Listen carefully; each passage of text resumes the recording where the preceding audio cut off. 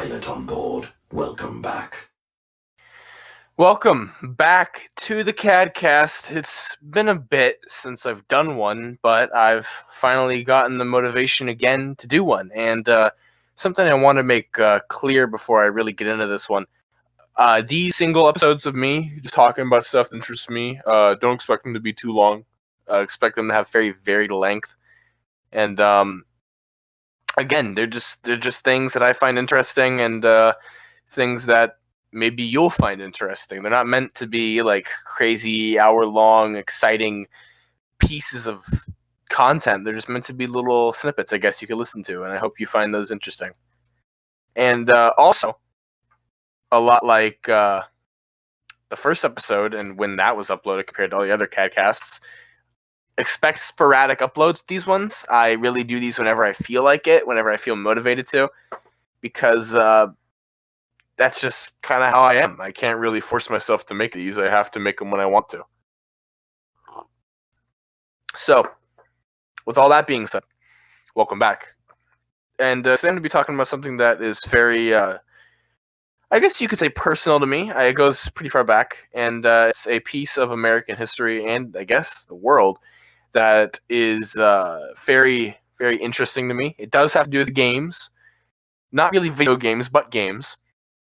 And if you've read the title, whatever I've titled this in the future, you'll know what it is. And we're going to be talking about pinball today and the history of pinball from its inception to its many versions and its modern day sort of foothold in the world. Pinball goes very, very far back, and so far back before the real implementation of electronics and even a slant.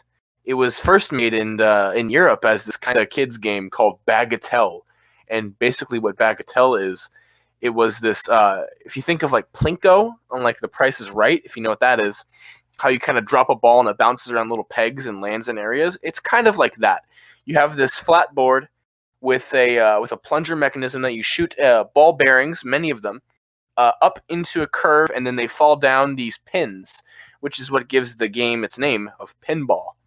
And while bouncing through these pins, there are many little pockets that your ball can land into with different scoring values. And of course, there is no electronics for this game. You would record them like you would, I guess, a game of darts, just kind of on like a card or a board. And it was a bar game, and it was a kid's game, and it was decently popular. It was a game of chance. There could be some luck to it with the advent of the manual plunger, but it wasn't much more than just a slanted board, pins, and a few little holes for you to get some points in. But it proved to stand the test of time. And then, later on in time, around, give me one moment, around, I guess, near the, in the 1900s, so that would be 19 to 2000, pinball would be getting a upgrade, and it would get electricity, and it would become more of a bar game. Still didn't have any flippers yet, but it would get the advent of lights, art. It would be more slanted. It would still have the plunger. It would get pop bumpers, which, if you know anything about pinball, those are these circular mushroom-looking things that the ball can bump into and then bounce around and get points and make a lot of noise. Those are the pop bumpers. Those were added. And the game still followed its same kind of idea, though. You still launch your ball, you still try and get into pockets to gain score. And this would get really popular in bars, like I said, and it would get really good with betting. It was seen as like a gambling sort of game, and this kind of gave it sort of a shitty reputation.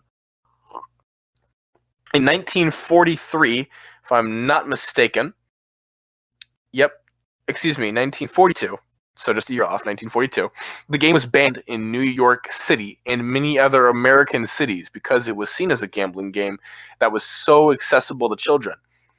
And it was banned for a very, very long time, actually, until 1976, when this so-called pinball master came forward to the court and proved that the game was a game of skill by making a calculated shot with a flipper.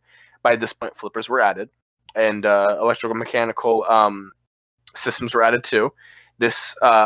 By this I mean there was still no digital scorekeeping, but everything was manual. So you would have I can't really describe how electromechanical games work, but they're very complicated. But they're also very interesting. I recommend, if you're interested, look up electromechanical pinball and how they work. I think it is very fascinating.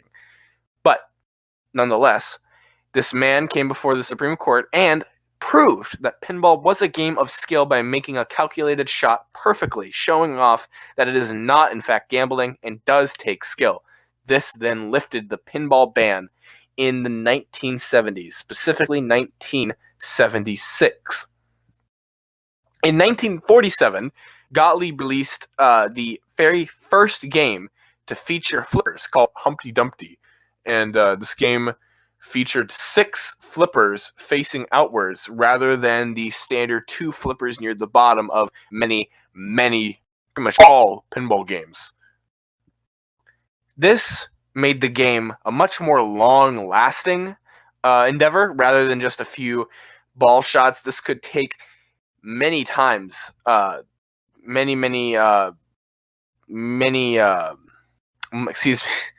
time to complete, or you to even play a game. I've played pinball games in real life that have gone over for an hour.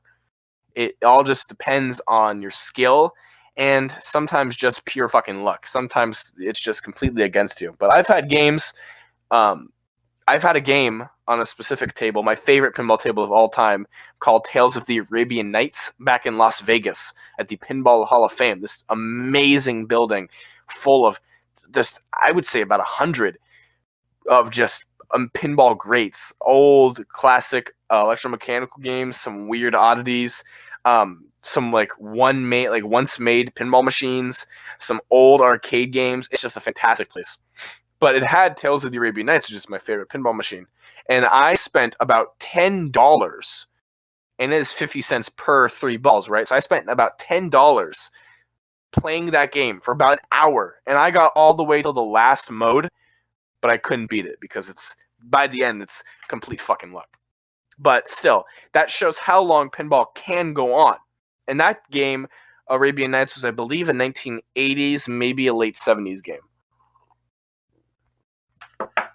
Pinball, after being its ban being lifted, was more popular than ever in the 80s, and about the 90s, early 90s, 80s, was the Pinball Golden Age, where you had companies like Williams and Gottlieb and Bally's and Stern pumping out these quality games. Like, you can look up Williams pinball games, and all those, if not most of them, of the Williams classic and great games are from that era. They are so recognizable, like the Addams Family, Funhouse, Taxi. These games are just synonymous with pinball and pinball collectors. They're very, very sought after. And this was the huge golden age of pinball in America. But also in the 80s and the 90s was the rise of video games and arcades, which didn't really have much going against pinball. They kind of fell in the same sort of sector. But what really, really killed off pinball was the popularity of the home video game console, the NES, the Genesis, the early first generation consoles. And with that, it really, really killed off not only pinball but arcades in America. You'll still find some places here and now that are trying to keep that feeling alive. Like I said, the Pinball Hall of Fame is a great one. That's in Las Vegas. There's the PAPA, Professional Amateur Pinball Association, which is in, I believe it's in Pittsburgh. There's Galloping Ghost, I think is in Seattle or somewhere in Washington. It has a ton of arcade machines. And you'll just find many places like that just try and keep that same spirit and feeling alive of the arcades. And those places are phenomenal to me, are fantastic places to go. You get a lot of fun for not much money, really. You could go there and you could go there with $10 and you would have a great time if you know how to play it right. So, where's pinball now? Well, Stern, one of the companies, still makes pinball machines, and they still pump them out, and they're pretty good. They all feel pretty similar, and they're all licensed games. By that, I mean they're based off of movie franchises, TV shows, stuff like that. But they were still getting made at the 2010s and 2000s, which kept it alive for that time. And then more companies came around. I think it's called American Pinball, Jersey Jack. There's new pinball companies now that are making their own games, their own unique feel.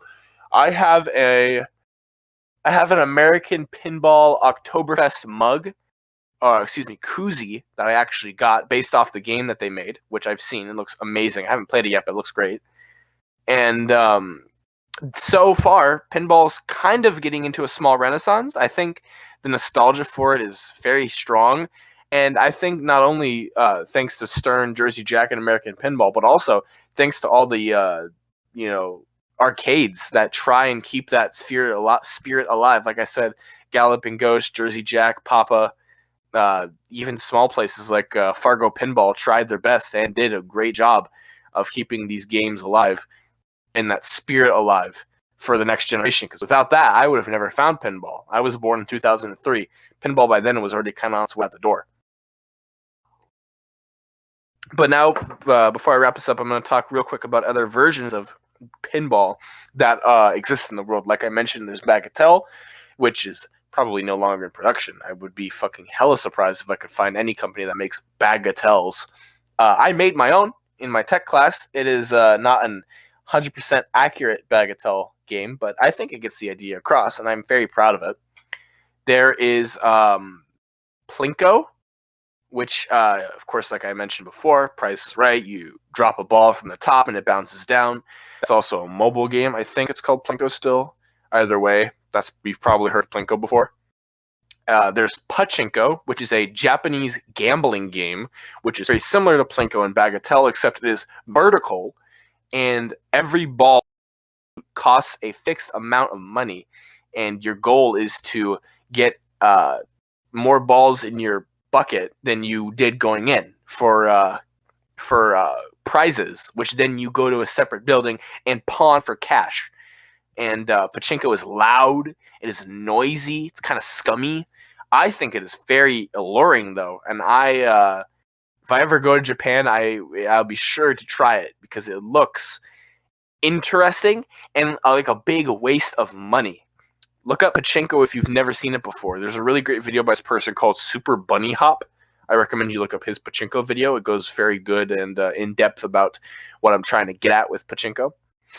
And that's a small little history of pinball. Pinball is a very strong footnote in arcade history, and I would even say video game history, really.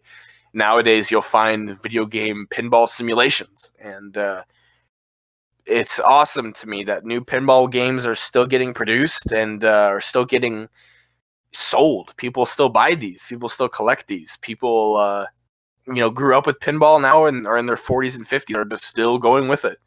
And the next generation, like me and other people that go to these arcades can hopefully continue it.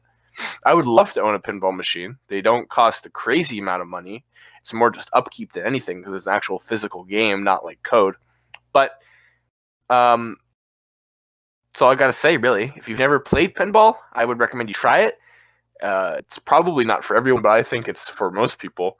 I think there's something special to feeling a physical game that you don't really get with playing a video game or even like a board game. There's something special, really, to seeing the ball go up these ramps and bump off these bumpers and do all these things, and to see all these toys on top of the playfield. I think there's something special to it that you really can't get anywhere else. If you don't have anywhere where you can go and play a physical pinball machine, a game I recommend is called Pinball FX3. It's free. You just have to pay for the tables, but they're not even that expensive.